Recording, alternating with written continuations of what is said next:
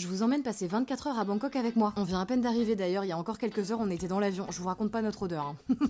La première des choses, c'est de se prendre un Grab pour rejoindre notre logement. Grab, c'est exactement comme Uber mais pour l'Asie du Sud-Est quoi, en gros. Et je vous conseille de l'utiliser parce que les taxis en Thaïlande, c'est vraiment des petits coquins sur les prix. Une fois nos affaires déposées, on est parti se chercher à manger. On essaye tant bien que mal de ne surtout pas se poser sur un lit pour combattre le décalage horaire. Je peux vous dire que là, je suis en train de déployer des forces que je ne pensais pas avoir. Miam miam miam miam miam, mais regardez-moi ce bouillon, oh là là, mais il était délicieux. On est dans le quartier chinois de Bangkok, je suis trop contente parce que j'adore cette partie de la ville qui est très différente du reste de Bangkok. Après ça, petite sieste, petite douche aussi, hein, non bah ça fait pas de mal. Puis j'ai voulu faire découvrir à Anto le Lumpini Park qui est un lieu que je vous conseille vraiment si vous venez visiter un jour. Donc là on est au Lumpini Park, le Lumpini Park, je sais pas si ça se prononce comme ça, c'est un espèce de grand poumon dans Bangkok.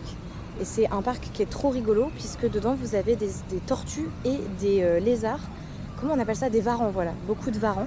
Et donc le but c'est de se balader autour de l'eau et de trouver les varans.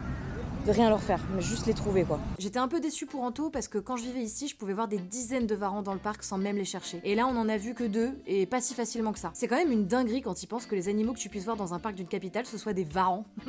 Et vous pouvez vous rhabiller Londres avec vos écureuils hein. Et ce soir c'est surprise pour Anto, je lui ai offert une soirée dans un jazz club pour Noël. Le lieu était vraiment trop cool avec rooftop, 3 salons différents. En fait pour la petite histoire, on est tombé complètement par hasard dans un jazz club en Pologne et c'était l'une des meilleures soirées de notre vie. Du coup je me suis dit que ça serait un petit clin d'œil mignon. Bon, je vous avoue qu'on était éclatés. Du coup, on n'est pas resté tard, surtout que demain, une énorme journée nous attend.